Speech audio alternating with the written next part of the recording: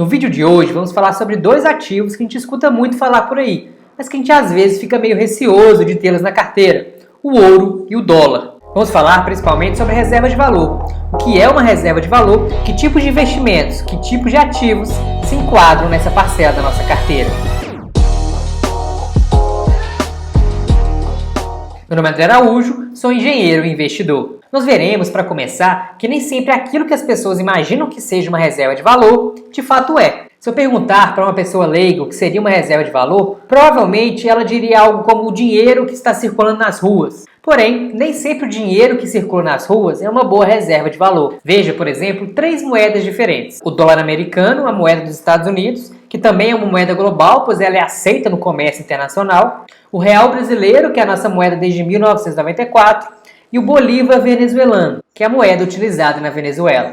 Todas as três possuem algumas características em comum. Elas são inalteráveis, ou seja, não consigo transformar uma nota de 50 em uma nota de 100 depois que ela foi impressa. Elas são homogêneas, ou seja, uma nota de 10 reais é igual a uma outra nota de 10 reais, ou de 100 dólares é igual a outra nota de 100 dólares, com a diferença do número de série impresso nela. Elas são divisíveis, ou seja, eu posso trocar 100 bolívares por duas de 50 bolívares, ou 200 reais por duas notas de 100 reais ou 4 notas de 50. Elas são transferíveis e fáceis de transportar. E, na verdade, cada dia mais, uma vez que hoje o dinheiro está mais como um pixel no seu celular, né, ou como os números na tela do seu computador. A gente praticamente não carrega muito dinheiro hoje em dia, certo? É tudo eletrônico. Mas as características físicas dessas três moedas são bastante similares. Quanto à função que elas representam, a gente já percebe diferenças significativas. O dinheiro surgiu com a função de ser um meio de troca. E ainda é sua principal função até hoje, de facilitar as trocas comerciais. Porque antes como que era? Eu pescava e tinha um peixe. Você plantava e tinha arroz. Aí eu queria o arroz, você queria o peixe, a gente simplesmente trocava. Mas nem sempre eu podia querer o arroz, de repente às vezes eu queria uma outra coisa, de repente a pessoa não queria o peixe também. Então como é que faria aí para poder resolver esse problema? Daí que surgiu a moeda. E essas três moedas do exemplo, embora elas sirvam como meios de troca, elas não são meios de trocas iguais. O dólar, por exemplo, você vai concordar comigo, é um meio de troca melhor do que o bolívar, ou até que o real. Eu duvido muito que você ache alguém que vai aceitar bolívar pelos seus serviços. Você aceitaria bolívar pelos seus serviços? Me conta aqui se você aceitaria. Agora, o dólar, eu tenho certeza que a maioria do mundo vai aceitar dólar em troca de algum serviço prestado. Todas as três são unidades de conta, até porque elas são conversíveis entre si. Com 100 dólares eu posso transformar em X reais ou Y bolívares. A mesma coisa entre reais e bolívares, entre bolívares e dólares, enfim, todas as moedas são conversíveis entre si. Mas o ponto em que essas moedas se diferem é justamente a reserva de valor. Uma das funções da moeda seria justamente preservar o valor ao longo do tempo, mas infelizmente, na prática, não é isso que acontece. Veja que o bolívar, nos últimos anos, ele teve seu valor destruído. Enquanto um dólar chegou a valer 60 bolívares aí em 2018, hoje ele vale quase 460 mil. Ou seja, o bolívar foi uma péssima reserva de valor. Se você for olhar o real, a nossa moeda aqui, ele teve uma competência maior em preservar valor, porém ele também sofreu uma grande desvalorização. Enquanto em 2017 um dólar valia cerca de 3 reais, hoje vale mais que 5. Em ambos os casos, o grande vilão é uma velha conhecida nossa: a inflação. Simplesmente, se há um aumento da oferta monetária na economia, sem o aumento da produtividade de bens, ou seja, tem mais dinheiro circulando para comprar as mesmas quantidades de bens, a tendência é que o preço desses bens aumente. Enquanto a inflação foi assustadoramente maior na Venezuela do que nos Estados Unidos, e maior no Brasil também do que nos Estados Unidos, em comparação ao dólar, o real e o bolívar não preservaram o valor. E aí, de cara, você já deve estar pensando que o dólar seria uma reserva de valor adequada. Até seria, porém ele não é mais aquela reserva de valor que já foi até 1971, quando o dólar ainda tinha um lastro real em ouro.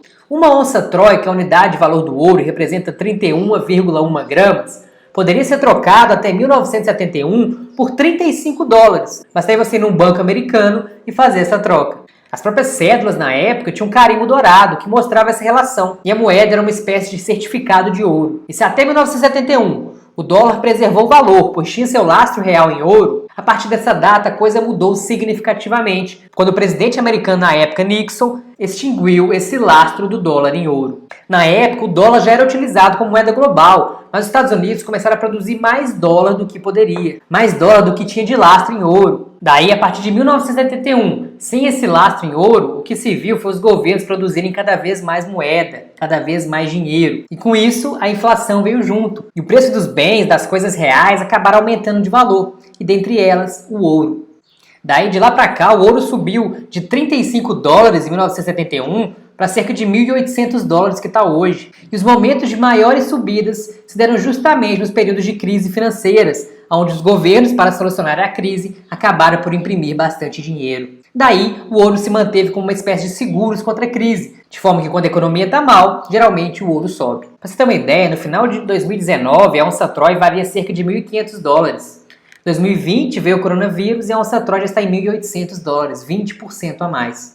Se vamos contar que o dólar subiu cerca de 30% quanto o real somente em 2020, a gente vai ver que quem estava exposto em ouro, atrelado ao dólar também, ganhou mais de 50% durante a crise de 2020. Ou seja, o dólar pode ter sido uma boa reserva de valor quando comparado ao real ou ao bolívar, mas não quando comparado ao ouro. Isso porque o ouro tem todas as características de uma reserva de valor de fato. Ele é escasso, pois afinal de contas, quanto mais abundante o material, menos valor ele tem. Se o ouro fosse tão abundante como a areia, por exemplo, a gente poderia ir na praia e se tirar baldes e baldes de ouro. Daí já não teria valor nenhum, porque ele já não seria mais escasso. O ouro também é não deteriorável. A joia mais antiga encontrada data de mais de 5.000 anos e foi encontrada em perfeitas condições. Ele é aceito globalmente como meio de troca e ele tem um longo histórico de aceitação. Desde sempre se utiliza o ouro como moeda de troca. E tem um valor intrínseco. Mesmo que no pior cenário, onde o ouro perca todo o seu valor comercial, ele ainda teria o seu valor industrial e, portanto, preservaria um valor intrínseco. E além do ouro, poderia estar também a prata, pois ao longo da história ela serviu como auxiliar nas trocas feitas com ouro. Porque um dos problemas das trocas feitas com ouro é porque como 1 grama de ouro já tem um valor muito grande,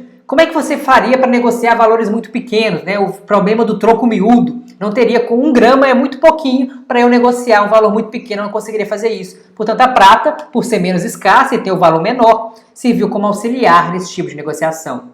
Como tentativa de reserva de valor, qual seria o problema do dólar? Na verdade, seriam 2 problemas. Primeiro é o valor intrínseco. Se as pessoas simplesmente perderem a confiança no dólar, ele nada mais é do que um pedaço de papel desenhado, ou seja, não vale nada. E o dólar também não é escasso. O governo americano pode simplesmente imprimir mais moeda da maneira que achar conveniente. A gente viu isso no começo de 2020, está vendo no final de 2020, viu lá em 2008 também.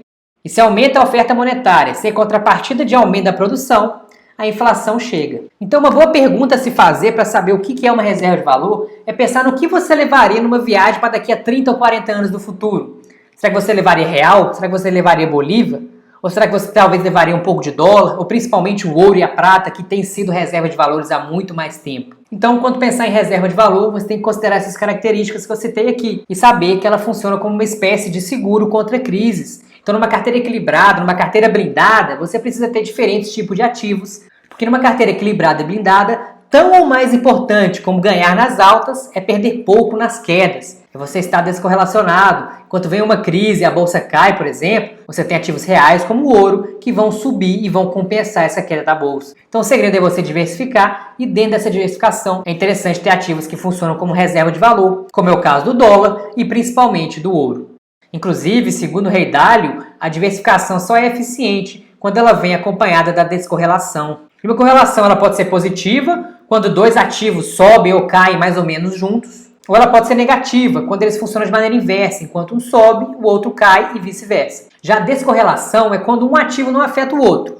Na prática, os ativos estão cada vez mais correlacionados de alguma forma, especialmente no curto prazo. Então o objetivo é ter ativos pouco relacionados. Essa relação entre ativos é um pouco dinâmica, porém entender o histórico desses ativos vai nos dar boas premissas de avaliação. Com diversos ativos que não possuem relação positivas entre eles, ou que não tenham correlação, você melhora o seu retorno ajustado ao risco, diminuindo as chances de retorno negativo. Como sabemos, uma queda de 50% do seu patrimônio vai fazer você precisar ganhar 100% apenas para voltar para o 0 a 0. E como diversificar na prática?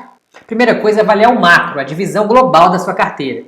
Definir quais classes de ativos estará exposto e a porcentagem em cada um deles. De maneira genérica, ativos mais voláteis devem ter um percentual menor na sua carteira, de forma a diminuir o seu risco global. Ativos financeiros, como as ações, por exemplo, possuem uma correlação mais negativa com os ativos reais, como imóveis, como o próprio ouro. Ou seja, historicamente, quando acontece uma queda das ações, que nada mais é do que mais gente vendendo do que comprando, esse dinheiro sai das ações e vai para algum lugar. Para onde? Para ativos reais, como o ouro. Ou talvez até mesmo o dólar, que seriam ativos mais seguros do que as ações. Assim, o ouro teria uma correlação negativa com as ações. Na medida em que se a demanda pelo ouro aumenta, ele sobe de preço. Outro exemplo fácil é com relação ao dólar. Ele possui uma correlação negativa com a Bolsa Brasileira. A Bolsa Brasileira sobe, o dólar cai e vice-versa. Portanto, ter ouro e ativos em dólar na sua carteira pode te ajudar bastante, principalmente no médio e longo prazo. É importante sempre ter em mente que diversificar diminui o risco e a volatilidade da sua carteira.